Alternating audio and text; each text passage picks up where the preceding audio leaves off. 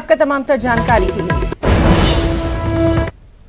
और बुलंदशहर से एक और अहम खबर, जहां 4 दिन बाद इंटरनेट खदमात बहाल की गई हैं। शहर में अफरा तफरी के बाद पुलिस की भारी नफरी को तैनात किया गया है। जिला मजिस्ट्रेट रविंद्र कुमार की नौजवानों से खास अपील है कि इश्तियाल अंगेज कोई भी पोस्ट न की जाए, साथ ही तशद्दुद की वीडियो भी वायरल न की जाए।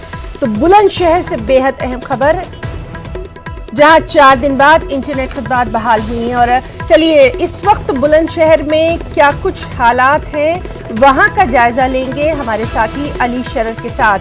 अली शरर, आपसे जानना चाहेंगे, बुलंदशहर से बड़ी खबर, इंटरनेट की जो सर्विसेज हैं वो फिर से बहाल की गई हैं, लेकिन इस सब के बीच अमन की भी अपील की जा रही है।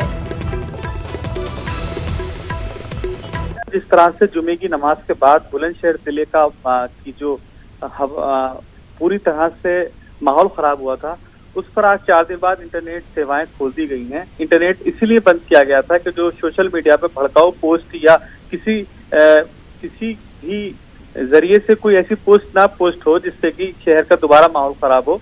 अब इंटरनेट दोबारा खोल दिया गया है, लेकिन शहर के जो ऊपरकोट इलाका है जहां ये पूरा बवाल हुआ था, वहां पूरी तरह से पुलिस ने छावनी बना रखा है और चप्पे चप्पे की निगरानी रखी जा रही है। फिलहाल बुलंदशहर के जो आवाजाही पूरी तरह से खोल दी गई है, अब किसी तरह की कोई बात नहीं। जी हिना।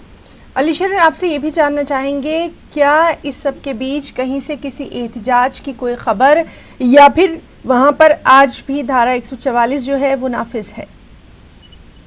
देखिए बिल्कुल हिना, अभी भी धारा 144 लागू है। जो बुलंदशहर की आवाम है वो अभी भी कहीं ना कहीं डरी हुई है, क्योंकि जिस तरह से जुमे की नमाज के बाद हजारों की तादाद में लोग एक साथ इकट्ठे हो गए थे, जिसके बाद बवाल मचा था, तो अभी भी जो शहर के आम नागरिक हैं वो एक डर के माहौल में हैं। लेकिन फिलहाल पुलिस का साफ तौर पे कहना है, आला अधिकारियों का, कि पूरी तरह से हमने कंट्रोल कर रखा है। सोशल मीडिया पर नजर रखी जा रही है और डुअल कैमरे से उन तमाम इलाकों की निगरानी की जा रही है जहां पर किसी तरह का बवाल हो सकता है। तो इस बात से अंदाजा लगाया जा सकता है, जिस तरह से रविंद्र कुमार जिलाधिकारी बुलंदशहर लोगों से अपील कर रहे हैं, कि दरखास्त कर रहे हैं कि किसी तरह से भी कोई भड़काव में ना आए, और जो एनआरसी या सीएए है वो किसी के खिलाफ नहीं है। तमाम तरह की वो एक सोशल मीडिया पर पर्चे वायरल कर रहे हैं और शहर के जो मुख्य चौराहे हैं वहां पर बोर्ड लगाए गए जिससे लोगों को जागरूक हो सके और पता चल सके कि किसी के खिलाफ नहीं है।